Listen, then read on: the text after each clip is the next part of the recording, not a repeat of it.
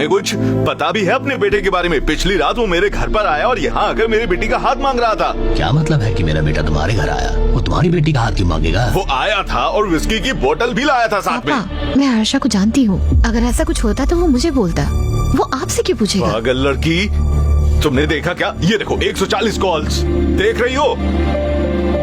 देखा कितना बेकार आदमी है? देखो कितनी कॉल्स हैं? देखो ये तुम्हारी बेटे का नंबर है ना? वो मेरे डिसीजन का इंतजार कर रहा है। तो क्यों ना हम लोग पुलिस स्टेशन चले? हाँ,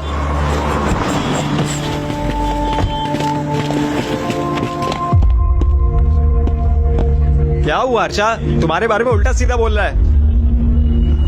पापा मैं आपको सब बताता हूँ। सर ये क्या है सर? मैं समझाता हूँ। मिस्टर धनंजय राव, क्या आप इस मैच के लिए हाँ करेंगे कभी?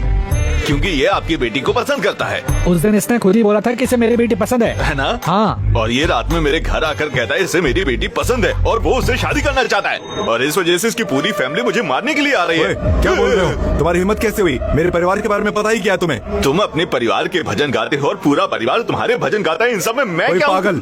पहले भी पूछा था, जवाब अब देता हूँ। तुम पागल हो। बहुत हुआ अब तेरा। You finish now. ये तो बस एक पेटी केस है, आप चिंता मत करिए, मैं संभाल लूंगा। आइए मेरे साथ।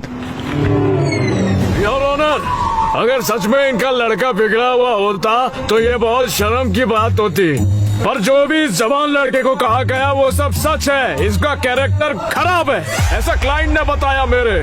अगर आप परमिशन दे तो मैं विटनेस को बुलाना चाहूंगा। चलो देखते हैं कौन माफी मांगेगा। ये सब कोर्ट तय करेगा योर ऑनर।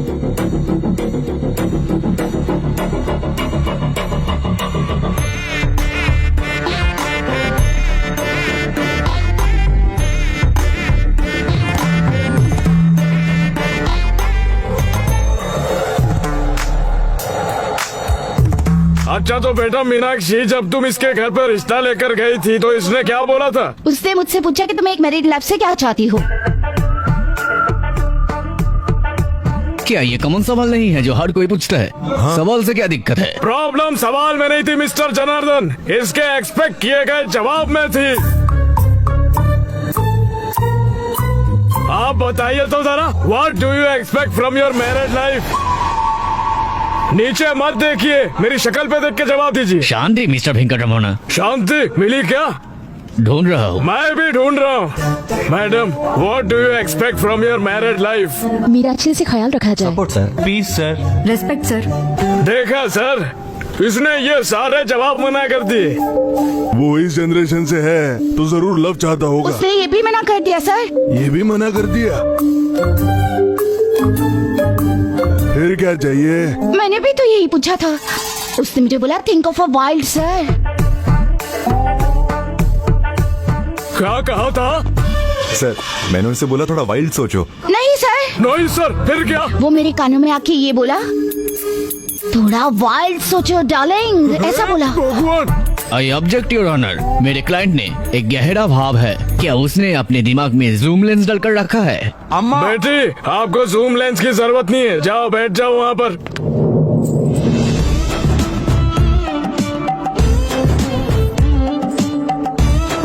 अच्छा तो बेटी, इसने आपसे भी ऐसा ही कुछ पूछा क्या? उसने उसका जवाब दिया। क्या कहा था? उसने इडली वड़ा सांबर कहा इडली सर। वड़ा सांबर, जरूर भूखा होगा। उसका तो असल में भूखा ही होना चाहिए था। हाँ सर। नहीं सर, हाँ? मैंने भी पहले यही सोचा था, पर मुझे बाद में पता हाँ? चला कि इसकी भूख क्या है। आखिर तुम्हारी अरे भूख क्या है? सर, हाँ? उसे देखो कैसे मुझे सिग्नल दे रहा क्या है। किया उसने? उसके हिसाब से ये बॉडी मेरी नहीं है अरे सर। बाप रे। उसके बाद? अपनी समझता है ये। सर सुना आपने, इसके हिसाब से वो लड़की की बॉडी उसकी नहीं है, इसकी है। कितना डबल मीनिंग है। बेटे आप जाओ, मैं देख लेता हूँ। आप जाओ, मैं देख लूंगा। हेलो, बोलो बेटा। मेरी बॉडी मेरी ही है, समझ गए ना? इस औजार में जाने के लिए पैर है, उससे निकलो। तुमने उससे क्या पूछा? सर उसका मतलब है। मीनिंग क्या था वो मैं बताता हूँ आपको। योर ऑनर, एक और विटनेस को बुला सकता हूँ क्या मैं यहाँ पर?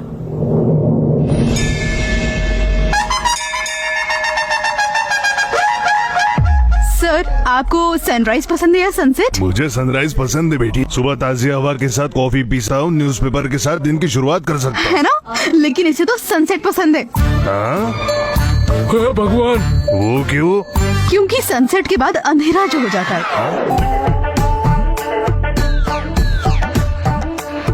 तुमने कहा धुआं और आग। ये आग है और आग धुआं के पीछे।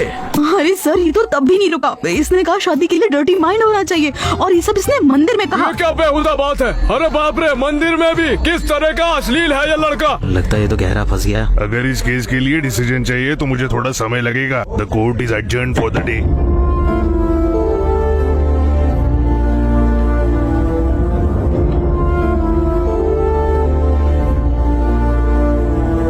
इतना बखेड़ा करके अब सोच रहे हो?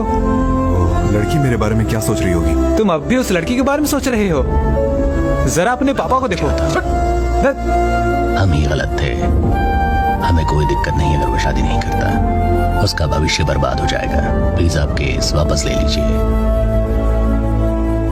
पर मेरी एक शर्त है, तुम्हारे बेटे को 24 घंटे में इंडिया छोड़कर जाना होगा।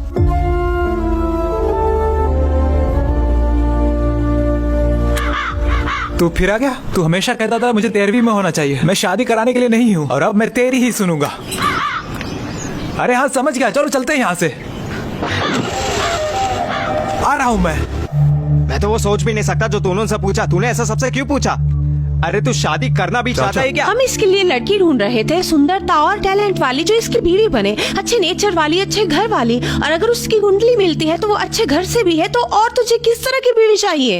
एक तरफ हम तेरी एंगेजमेंट की तैयारी कर रहे हैं और तूने उस लड़की का हाथ मांग लिया। तुझे वो लड़की क्यों पसंद है? जो भी सवाल उसने पूछे वो सभी उससे मिलते हैं। वो उसकी वजह से कंफ्यूज हो गया।